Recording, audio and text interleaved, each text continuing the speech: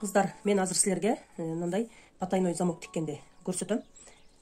Жогорудагы замок обычный замок эле. Азыр бул потайной. Бул потайной деп мындай тайна сакталган, секретный замок деп айтылат. Ошон үчүн аты потайной замок. Бул көрүнбөйт. Көбүнчө боковой шовторго, колтуктарга, көйнөктүн аркаларына коюлат. Өзү атайын потайной замок тиге турган лапкалар болот. Мен ошон үчүн мен азыр силерге беркиндей жөнөкөй замокту тиге турган лапка менен көрсөтүп берейин. Потайной замоктун атайы өзүнүн лапкасы жок убакытта мындай обычный лапка менен бир замок тиккен лапка менен тигип калышыңыздар мүмкүн. Ошон үчүн мен азыр силерге көрсөтүп кетсем. Бул замок биздин берки замокторго окшоп мынтип туруп ачып салайын десек ачылбайт. Ошон үчүн мына акырына чейин эле келтирип турам. Мисалы юбка тиге турган болсок, биз юбкага мындай болуп ушул ортолукта калып кетиш керек бул замок. Юбка тиге турган болсок, юбкага биз бул баш жагынан ашырып коюшубуз керек да. Себеби балким бизге юбкага мынча эле мындай 20 сантиметрлик эле замок коюлат. Анчалык көп замок коюлбайт. Эгерде силер замокту тигип атканда, мисалы юбканын боковой жагына мындай потайной замок тигем деп, мына жактан баштап ала турган болсоңор, анда мыягы бекер эле ашып калат.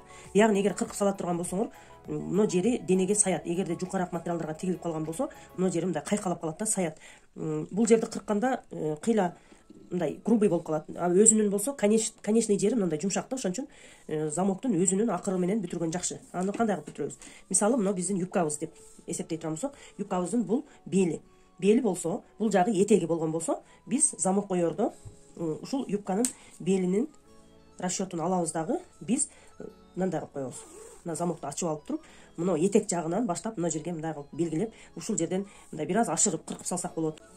Замоктун баарына жараша иш кылабыз. Кааласаңар, эгер юбкага атайын ушундай замок алам десеңер, анда кыска замоктон алсаңар болот. Биздин замоктун узундугу 1,5 метр да. Мисалы, боковой көйнөктөрдүн колтуктун астында коюлган замогуна деле ашып барса, мына ушунча 35, 40 сантиметр тигилиши мүмкүн. Мындай 35 сантиметр эле замок коюлушу мүмкүн. Бул жагы жөн ашыкча болуп калат. Ошон үчүн мен айта кетүүчү нерсе, эгерде замок кое турган болсоңор, силер бул жактан баштап тиксеңер болот.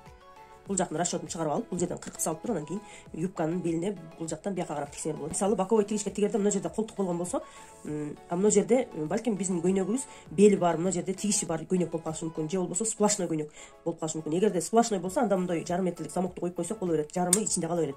А эгерде ошо белинде тигиши бар көйнөктөр боло турган болсо, анда ошо белине чейинки гана расчетталабыз мындай жерден. Мындай замок кое турган лапкалардын оң жана тескери жагы болот. Меники тескери жагында экен.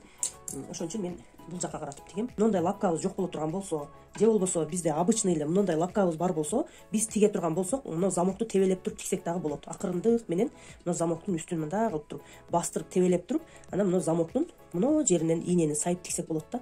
Мына жерди ачып туруп тиксек болот. Биз бул потайной замокту тигерде мынтип материалга расчеттоп коюп алабыз. Мисалы, мындай кылып коюп көрөбүз. Бизге мына материалыбыз оң болуш керек. Замокту мындай кылып туруп тескерисинен коюп көрөбүз дагы. Биз бул жактан тигиш беришибиз керек. Ошондо менин лапкам тескери болгон үчүн мен бул тигишти бул жактан бул жакка каратып тигем.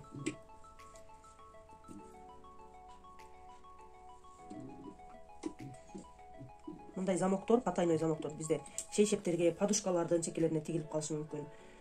Жука көйнөктөргө тигилиши мүмкүн.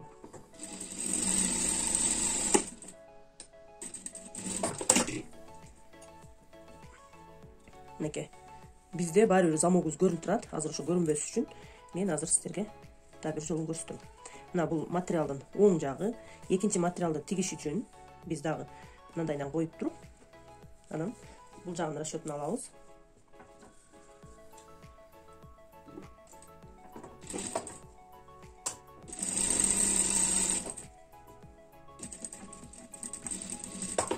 Мынакей, бизде замогубуз мындай болуп тигилди. Бирок замогубуз ичинде аз-маз көрүнүп турат. Бул жерди өзү көбүнчө ütүп басат. Бирок эгерде өзүбүзгө неуверенность болсо, дагы бир сыралап бастырып тигип койсок болот. Эгер өзүбүзгө кийим тиге турган болсок, замоктун четин дагы бир сыра бастырып тигип койсок болот. Аны тигип атканда эми мунусунда замоктун мына жерин ачып туруп тигсек, ошондо биз азыр жөн эле обычный эле тигишке окшоп тигилип калды. Ачып туруп тиге турган болсок, замоктун өтө кырынан тигилет.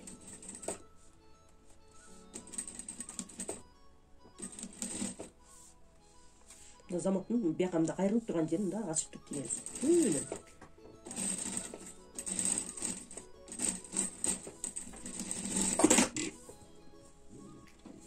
Мынакей, ошондо түбүнөн тиккенде көрдүңөрбү? разница болду, баары бир жылды бери карай.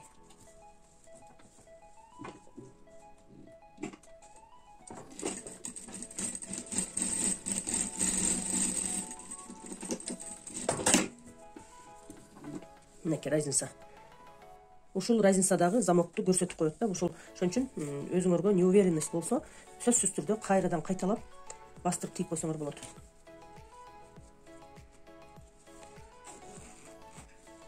Мына ошондо бизде вообще мындай ачык жер көрүнбөй калды. Биз азыр эми муну үтүктөгөнүбүздө, мындай бастырып үтүктөгөндө бул жер жөн эле тигишке окшоп калат. Көрдүңөрбү? Муну мындай ачканда араң көрүнөт. Муну эми бирөө бизге мынтип ачык көрбөйт, анан үтүк менен бастырганда мына пышность, мына ачык жерлерди дагы тосуп калат. Ичин болсо анан оверлокту берип алып туруп анан замок тиксек болот, же болбосо ичин кийин оверлок берип койсок болот. Бирок муну замокту кошуп оверлок кылбаш керек. Себеби бул замокту коштуруп оверлок кылып кое турган болсоңор, калың болуп калдаңдап калат дагы, волна болуп калат. Ошон үчүн мына материалдын өзүн гана оверлок кылып койсоңор болот. Мына ошондо бизде мына бул жер юбкабыздын бел жагы дей турган болсок, а бул жак болсо биздин юбкабыздын этеги. Мына ушул жерди кантип тигебиз? Кээде ушул жерди дагы тигишке баш ооруйт. Мисалы кантип тиксем деп. Мына материалды беттештирип коебуз. Мисалы юбканын этек жагы дейм, бул этек жагы боло турган болсо, биз бул жерден мындай 1 сантиметр, 2 сантиметр мына замоктун акырына чейин жеткизбей тигебиз. Анан бул материалды мындагы экөөнү бири-бирин кармайбыз дагы. Кайра ушул жерден бастырып туруп такап тигип коебуз.